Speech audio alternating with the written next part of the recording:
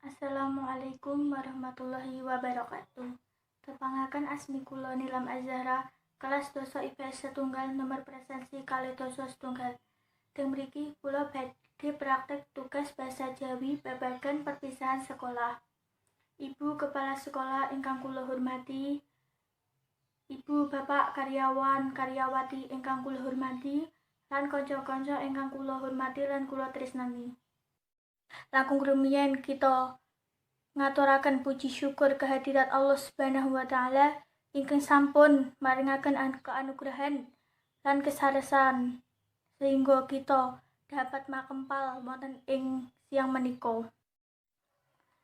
Ingkang titih wanci menika kula dados pranata adicara badhe ngaturaken susunan adicara perpisahan SMA Negeri Setunggal Salaman inggih menika setunggal atur pambuka, kalih atur pambuka saking ketua panitia, 3 pangandikan saking kepala sekolah SMA Negeri Setunggal Salaman, sekawan pentas seni saking kelas sedasa lan kelas 11, gangsal atur perpisahan saking kelas 12, 6 penutup.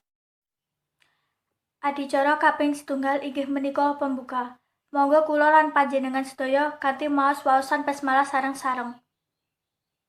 Adicara kaping kalih inggih menika pangandikan saking ketua panitia.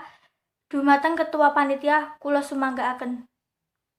Adicara kaping ketelu inggih menika atur pangandikan saking Ibu Kepala Sekolah SMA Negeri Setunggal Salaman.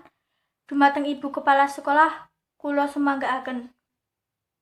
Adicara ingkang kaping sekawan inggih menika pentas seni tari saking kelas 12 lan kelas 11. Adicara ingkang kaping gangsal inggih menika atur perpisahan saking wakil kelas 12 kula sumanggaaken. Adicara ingkang kaping 6 inggih menika penutup.